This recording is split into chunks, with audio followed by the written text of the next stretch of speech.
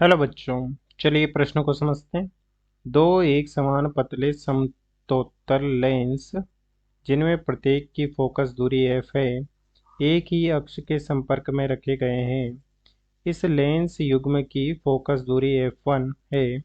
जब दोनों लेंसों के बीच का स्थान ग्लिसरीन जिसका अपवर्तनांक 1.5 उतना ही है जितना कांच का से भर दिया जाता है, तो बने संयोग की फोकस दूरी f2 हो जाती है।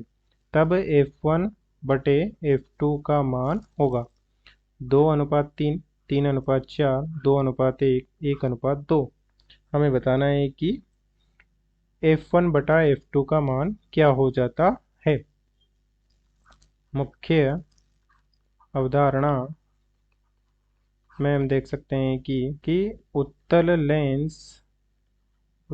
लेंस की फोकस दूरी धनात्मक होती है, अर्थात ये होती है f। तो अवतल लेंस की फोकस दूरी ऋणात्मक होती है, अर्थात ये हो जाएगा -f। ये कि चिन्ह परिपाटी के अनुसार होता है। जब हम बहुत ही पतले पतले लेंसों को एक साथ एक अक्ष पर इस प्रकार से रख देते हैं तो उन सभी की शक्ति आपस में जुड़ जाती है। माना कि पहले की शक्ति होती है P1, दूसरे की P2 और ये हो जाती है P3। तो उनकी तुल्य शक्ति हो जाएगी P और ये हो जाएगी P1 plus P2 plus P3, इस प्रकार से। और जो शक्ति है लेंस शक्ति होती है P, वो होती है 1/f, जहाँ f मीटर में होता है।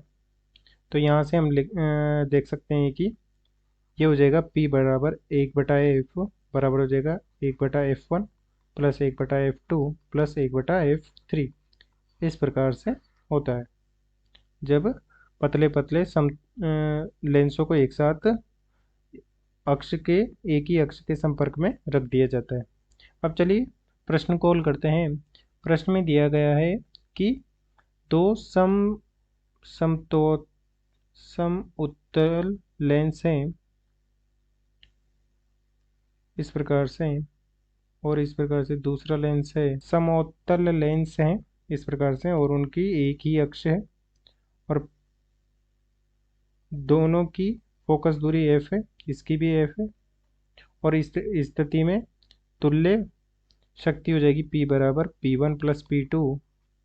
और यहाँ से हम देख सकते हैं कि इसकी लेंस हो जाती है, तुल्य लेंस हो जाती है f1, जो कि प्रश्न में दिया गया है। तो इसकी लेंस फोकस दूरी हो जाएगी 1/f1 और ये हो जाएगी 1/f, जो कि हो जाएगी 2/f। और f1 का मान हो जाएगा f/2। अब हमसे कहा गया है कि इस प्रकार से जो ये खाली स्थान बचा है उसमें हम इस प्रकार से ये जो खाली स्थान बचा है उसमें ग्लिसरीन को भर देते हैं जिसका अपवर्तनांक कांच के अपवर्तनांक के समान है। इस प्रकार से हमने इसमें ग्लिसरीन भर दिया, इस प्रकार से ग्लिसरीन भर दिया। जो खाली स्थान था दोनों के बीच में उसमें ग्लिसरीन भर देते हैं। तो इस पूरे की फोकस दूरी हो जाती है, तुल्य फोकस दूरी हो जाती है f2, ठीक है। परंतु जैसे ही हमने इसमें ग्लिसरीन भरा तो ये दो उत्तल लेंस नहीं रहकर ये 3 लेंस हो जाते हैं। ऐसा क्यों होता है कि इस प्रकार से हो जाते हैं।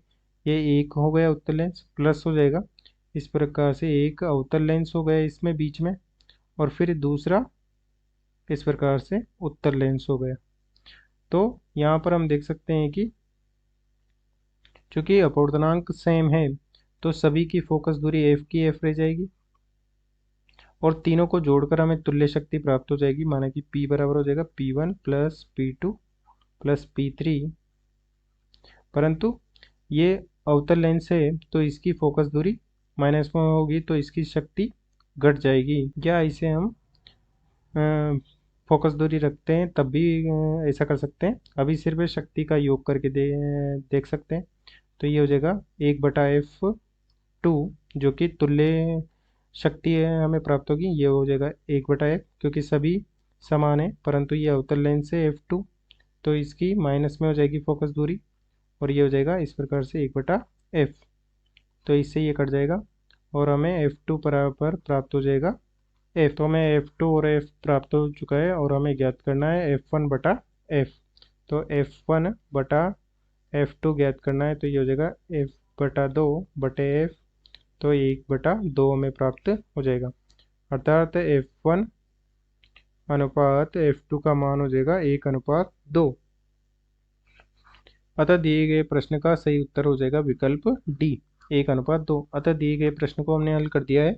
आशा करते हैं आपको समझ में आया होगा। धन्यवाद।